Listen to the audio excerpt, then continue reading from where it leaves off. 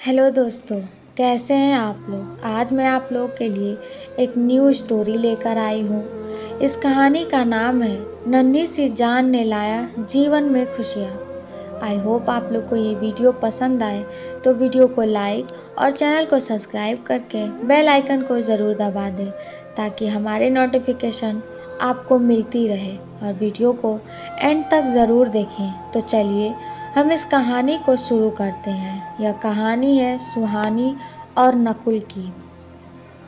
सुहानी और नकुल एक ही कॉलेज में पढ़ते थे। दोनों के एक कॉमन फ्रेंड ने उनकी मुलाकात करवाई थी।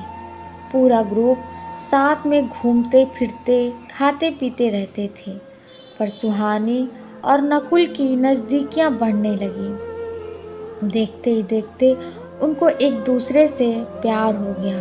अब वह दोनों अकेले वक्त बिताने लगे। बाद में घूमना, साथ में मूवी देखने जाना, साथ में पढ़ना, वो हर चीज़ एक साथ ही करते थे। देखते ही देखते कॉलेज ख़त्म हो गया और उनका मिलना भी कम हो गया। एक बार सुहानी और नकुल दोनों एक समुद्र किनारे बैठे थे। सुहानी ने नकुल से कहा, अब तो हमारी कॉलेज भी ख़त्म हो गई है। अब हम एक दूसरे के साथ वक्त कैसे बिताएंगे। और अब जल्द ही मेरे घर वाले मेरी शादी करवा देंगे। नकुल ने उसका हाथ पकड़ते हुए कहा कि सुहानी, तुम चिंता मत करो, मैंने एक दो कंपनी में अप्लाई कर दिया है। बस कुछ ही दिनों में अच्छी नौकरी पर लग जाऊंगा, फिर हम अपने अपने घर में बता देंगे। 2 हफ्ते बाद ही नकुल को अच्छी कंपनी में नौकरी मिल गई। जैसे कि उन्होंने तय किया था, उन्होंने अपने अपने घर पे बता दिया। नकुल की माँ तो मान गई, पर उसके पिता नहीं मान रहे थे और यहाँ सुहानी के घर वालों ने तो साफ मना कर दिया। वह दोनों बहुत परेशान होने लगे कि अब क्या होगा, कैसे वह अपने घर वालों को मनाएंगे। बहुत दिन हो गए, दोनों का एक दूसरे से बात करना भी कम हो गया था, क्योंकि सुहानी के घर वालों ने उसका फ़ोन ले लिया था और उसके लिए रिश्ता ढूंढ रहे थे। वह कभी अपनी सहेली के घर जाती तभी नकुल को फ़ोन कर पाती थी और बस हमेशा यही कहती थी कि नकुल, तुम जल्दी ही कुछ करो वरना मेरी शादी हो जाएगी। मैं तुमसे बहुत प्यार करती हूँ, तुम्हारे बिना नहीं रह पाऊँगी। नकुल भी उससे हमेशा आश्वासन देता था, पर उससे भी नहीं समझ आ रहा था कि वह क्या करे, कैसे अपने घर वालों को मनाए। यही सोचते सोचते वक्त बीतते जा रहा था। दोनों बहुत परेशान रहने लगे। नकुल घर पे ना कुछ खाता था, ना ही बात करता था, बस पूरा दिन शांत शांत रहता था। यह देखकर उसकी माँ से रहा नहीं गया और उसने अपने पति को समझाया कि मुझे मेरे बेटे की खुशी से बढ़कर कुछ नहीं है और अब अगर उसकी शादी होगी तो सुहानी से ही होगी। आप कल ही उसके घर जाके उसके माँ बाप से बात करो। अगले ही दिन नकुल के पापा सुहानी के घर गए और सुहानी के माँ बाप से बात की और उन्हें समझाया कि हमारे बच्चों की खुशी में ही हमारी खुशी होगी। मेरा बेटा एक अच्छी कंपनी में काम करता है और उसकी तनख्वाह भी अच्छी है, वह आपकी बेटी को खुश रखेगा। नकुल के पिताजी की बात सुनकर सुहानी के माँ बाप मान गए और शादी के लिए राजी हो गए। नकुल और सुहानी की शादी धूमधाम से, दोनों बहुत खुश थे। वह अपने हनीमून के लिए शिमला गए। हनीमून से लौटते ही नकुल अपने काम पे लग गया। दोनों की जिंदगी हंसी खुशी बीत रही थी। उनकी शादी को अब 2 साल होने वाले थे, पर उन्हें अभी तक बच्चा नहीं हुआ था। घर वाले, रिश्तेदार, सब लोग सुहानी से हमेशा यही सवाल पूछते थे कि खुशखबरी कब दे रही हो, पर वह हमेशा मुस्कुराकर बात टाल देती थी। नकुल और सुहानी भी बच्चा चाहते थे, पर उन्हें हो नहीं रहा था। बहुत डॉक्टरों को दिखाया, सब टेस्ट भी करवाया, लेकिन कुछ फायदा नहीं हुआ। सुहानी की सास उसे बाबा के पास भी ले गई, पर वहाँ से भी सिर्फ निराशा ही हाथ आई।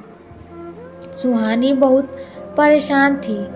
उससे यही चिंता खाए जा रही थी कि वह कभी माँ नहीं बन पाएगी। 4 साल बीत गए, पर उन्हें अभी तक बच्चा नहीं हुआ। एक दिन नकुल ऑफिस से लौटा तो उसकी माँ उससे चिल्लाने लगी कि तूने अपनी मर्जी से शादी की, अब देख रहा है ना, बच्चा ही नहीं हो रहा। अब हमारा वंश आगे कौन बढ़ाएगा? लोगों के ताने सुन सुनकर मेरे कान पक गए हैं। आखिर हमें भी इच्छा होती है कि हम अपने पोते पोतियों को देखें। यह सब सुहानी सुन रही थी। नकुल ने अपनी माँ को समझाया कि ज़रूरी नहीं कि आपकी बहू में ही कुछ कमी हो, मुझ में भी तो हो सकती है, आप शांत हो जाइए। जैसे तैसे उसने अपनी माँ को चुप करवाया और अपने रूम में चला गया, जहाँ सुहानी बहुत रो रही थी। नकुल उसके पास गया और उसे गले लगाकर कहने लगा, तुम चिंता मत करो, सब ठीक होगा। मैं हूँ न तुम्हारे साथ, मैं तुम्हारा साथ कभी नहीं छोड़ूंगा। और माँ की बात का बुरा मत मानो, वो ऐसे ही कहती हैं। गुस्से में जाने दो, खाना लगा दो, हम साथ में खाते हैं। सुहानी थोड़ा शांत हुई और खाना लेकर आई। दोनों ने साथ में खाना खाया और सोने लगे। पूरी रात सुहानी यही सोचती रही कि कैसी औरत हूँ मैं, जो अपने पति को बच्चा भी नहीं दे पा रही, अपने वंश को आगे नहीं बढ़ा पा रही। कितनी बदनसीब हूँ मैं। वह पूरी रात नहीं सोई और बस रोए जा रही थी। सुबह हुई, सब अपने अपने काम में लग गए। नकुल भी ऑफिस के लिए निकल गया। सुहानी भी अपना काम करने लगी, पर उसके दिमाग में वही रात वाली बात चल रही थी। पूरा दिन यही सोचती रही। रात को जब विक्की घर आया तो सुहानी ने उसे खाना दिया और वह दोनों अपने कमरे में सोने की तैयारी करने लगे। तब अचानक सुहानी ने नकुल से कहा कि क्यों ना हम एक बच्चा गोद ले लें। अब हमें तो बच्चा नहीं हो रहा, क्यों ना हम किसी बच्चे को गोद लें और उसे माँ बाप का सुख दें, और हमें भी बच्चे का सुख मिल जाएगा। नकुल ये बात सुनकर बहुत खुश हुआ। वह दोनों दूसरे ही दिन एक दंतक संग्रहण गए और वहाँ पूरी बात बताई। दंतक ग्रहण संस्थान वालों ने कहा कि आप एक फॉर्म भर दीजिए, जैसे ही सब जांच पड़ताल हो जाएगी आपको फ़ोन आ जाएगा। उन्होंने फॉर्म भरा और एक आशा के साथ घर लौटे कि शायद अब उनकी परेशानी दूर हो जाएगी। 6 महीने हो गए, उनको कॉल नहीं आया।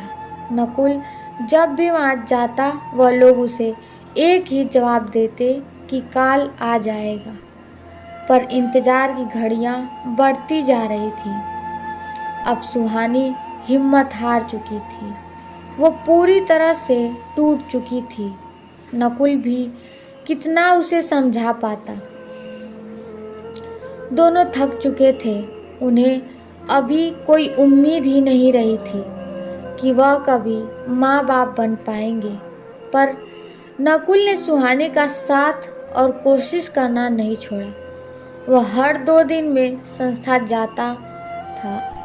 इंतज़ार करते करते 8 महीने हो गए थे और एक दिन अचानक नकुल को कॉल आता है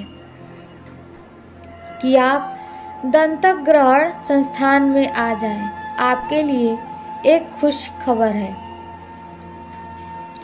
उसने तुरंत सुहानी को फ़ोन करके दंतक ग्रहण संस्थान आने के लिए कहा। दोनों वहां पहुंचे तो उन्हें पता चला कि उनको एक बेटी गोद दी जा रही है, जो कि सिर्फ 5 महीने की है।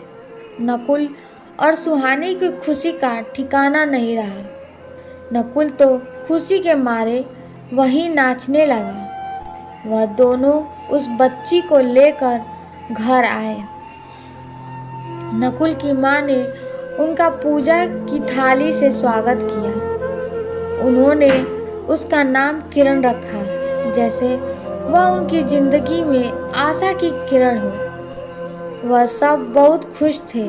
आखिर उन्हें अपनी बेटी जो मिल गई थी और वह अच्छे से खुशहाल जिंदगी जीने लगी। बस यही होता है प्यार, जो किसी भी परिस्थिति में साथ ना छोड़े और हिम्मत रखो तो सब मिलेगा। आई होप आप लोग को ये वीडियो पसंद आया हो, तो वीडियो को लाइक और चैनल को सब्सक्राइब करके बेल आइकन को ज़रूर दबा दें, ताकि हमारी नोटिफिकेशन आप तक पहुंचती रहे। और कमेंट में हमें अपनी राय ज़रूर दें। Thank you, bye.